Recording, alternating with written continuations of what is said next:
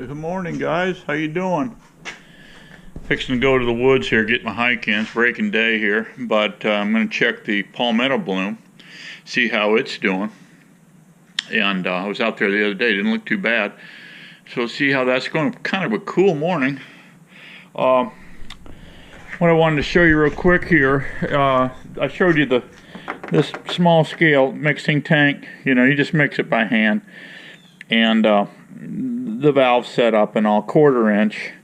But what I didn't do the other day, and it worked, but it's just better. Go ahead and get either a street L and put in there, and but I couldn't find a street, so I had to put a nipple, brass nipple, brass 90, and another brass nipple, and then put a catch bucket down there, any drips. Bees are really hurting for pollen. So I dialed up Man Lake the other day, and I got 60 pounds. To get your free shipping, you got to get $100 worth. So a 50-pound bag of Ultra B pollen substitute. I bought a 50-pound bag and a 10-pound pail. It came to like a $119 or something like that. And so, you know, you get the free shipping. So you might as well take advantage of it. Man Lake is a good outfit to go with. So I just threw together these. These are just, you see these out online out there on YouTube. The guys are building them. These are small. They're only like 9 inches, 10 inches. Some of the guys make them 2 feet or whatever. I'm going to mount strings on them so I can hang them. Not too far from the hives. And the other thing I wanted to show you real quick here is my shaker box. All this is I do have a few 8 frame mediums out there. And so that's what I'm going to use as a cell builder, a cell starter. And I built a shaker box. And I just took an 8 framer and I cut it down. This is just a regular super, one of my supers, the Beefy Beehive supers. And what I've done here is put Gorilla Tape, black Gorilla Tape down. So when I shake the bees in, they come up, hit this, and fall in. Then you can smoke them on down. This just saves you from accidentally putting a queen into your cell starter. If you put a queen in there, she accidentally gets in there, you ain't gonna do, you know, you're not gonna raise any cells. She's gonna tear them down. This is a super. I've got a lot of these, the Beefy Beehive super. This one didn't have a handle. Normally this stuff has got cut-ins from the factory where they put in there. So this is one of mine. So I needed a quickie bottom board. So this is what I came up with. All I did was rip these on my homemade table saw. These are 3/4 thick, the length of the hive. Don't look at this piece, look at this side. So what I did is cut the screen, ordered 8 screen, and I got that on Amazon. Hit 3 by 10 foot, it's reasonable. Ordered it one day, it was at my house the next day. So what I did is this is a temporary thing. I'm going to be reusing these. I'm going to multi-purpose these boxes into supers.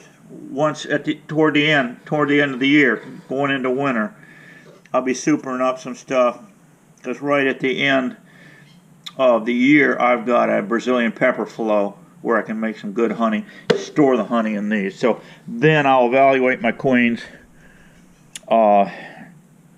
And I need to get busy and build more of these boxes. I don't have near enough. So you can see what I did here. This piece here is cut the full length of the super, even with the box.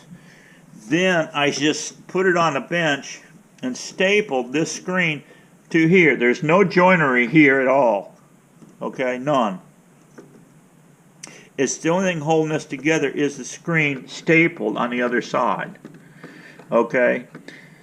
And this too. This just floats in here. There's no connection here. There's no gluing action.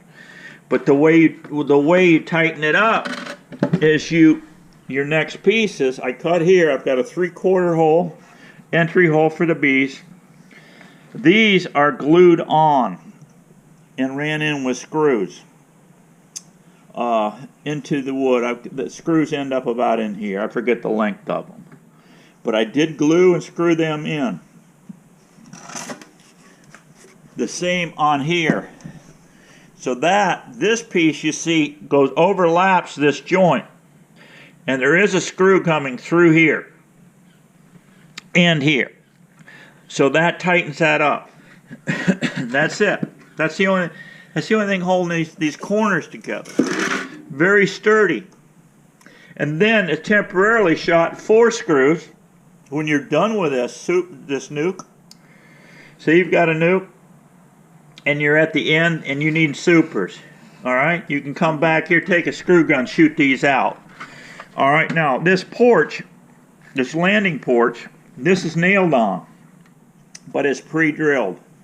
I pre-drilled this. I put this board up here, cut this so it overlaps here, and you've got the full thing.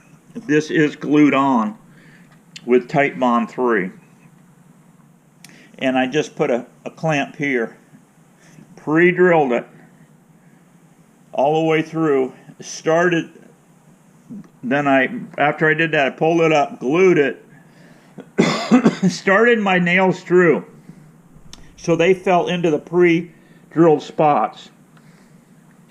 I put a clamp back on there because you know this is floating. Then I just set it on the floor so I had something solid to hammer against. Clamp is here,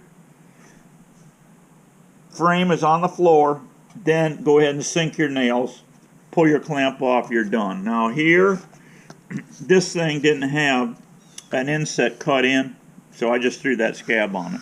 This is covered with that, it gets a little patina color on it, but this is that eco-friendly wood preservative on there. So that's that. There's a shaker box. This shaker box, by the way, I'm going to add a 3/4 strip. I haven't done it yet. It's going to be up. Because you know, you're going to be shaking right on top of other frames. So I want a little bit up. Give the bees room to get down into that lower box. So I just thought I'd show you that really quickie there because I got to get out in the woods, check that other bloom, check the bloom, get my hike in, multitasking. Going to shoot to another bee yard. And I've got plugs in some entrances that have been blocked up for 3 days. I got to get them plugs out of there, let them girls start flying. And so we'll shoot out here in the woods in a little bit, and we'll see what the bloom looks like. Hey guys, in the woods here, the old saw palmetto coming along nice. Yep, this is going to be, actually it's popping now, it's just starting. This one here, that's an old one too, by the way. These things grow ancient. This thing's probably a couple 100 years old or more. They grow very slowly. Look at this thing blooming out. They crawl across the ground here. This one's really long, really long. But yeah, this thing is doing real well. This forest is full of palmetto and it is doing really well. This plant, by the way, I don't know if you saw that video I did, how to make saw palmetto berry tincture. Well, I made 8 quarts of this. I'm sorry, 7 quarts of this. And just for the heck of it, I went out there and looked what they're getting for tinctures, finished tincture, these companies like Rose Mountain. What was that, $130 or $140 a quart? So I made $1,000 worth, over $1,000 worth. That isn't even including shipping. I made that stuff for little or nothing with some 100 proof vodka. I've got 7 quarts. That's enough to do me a whole year plus. Take a tablespoon a day.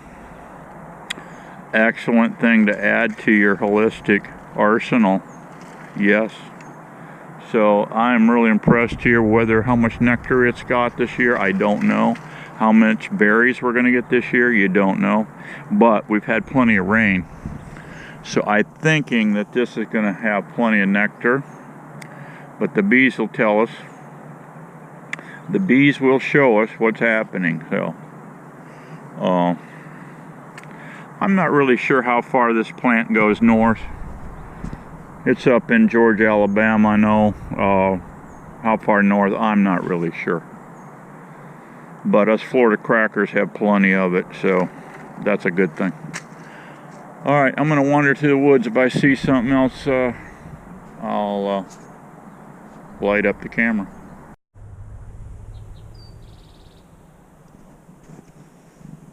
Hey guys.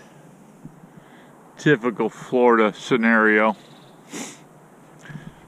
Cypress swamp over there. This is all saw palmetto. I call this a saw palmetto flat. It's everywhere. There's another cypress coming into some oak.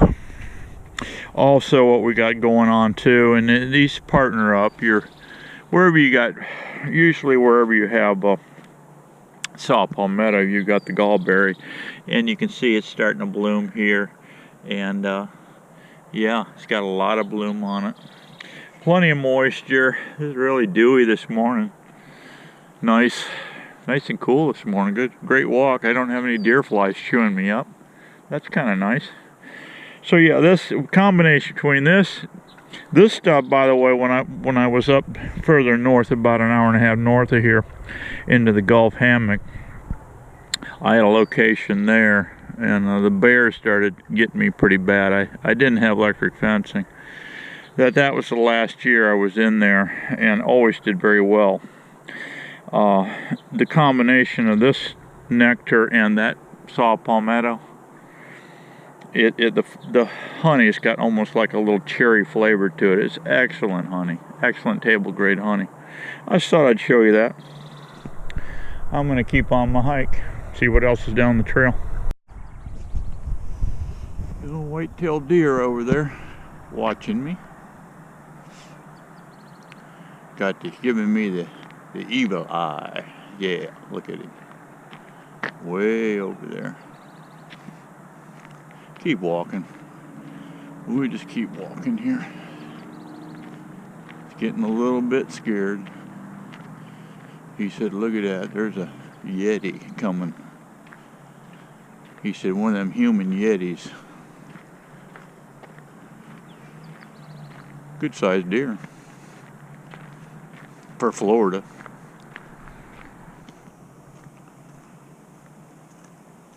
All the bucks have dropped off, of course, all their headgear. I'm going to start growing some new stuff soon.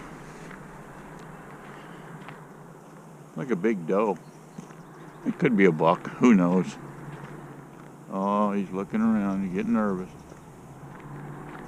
He dropped his head down, he's feeding, are you kidding me? Oh, there he goes. Yeah, we'll go down the trail and see what else nature's got to offer. Here's another little small stand of saw palmetto. Sunlight coming through, hitting it. I thought that looked kind of neat. I thought I'd give you a shot of that. Yeah, it's looking good this year. Now after this crop, the gallberry and saw palmetto, you got cabbage palm, especially up in the hammock area along the coast. That crop comes in fast and furious. It's a really thin honey, and I've even had it. You got to get it to the packer, and they'll dry it. It'll actually start fermenting. It'll actually start fermenting in the cells. The bees bring it in so fast that the caps on the honey actually cap it off fast, and it actually starts bulging. But I think the you know, with the fermentation, but I think the bees eat it up, gobble it up pretty fast.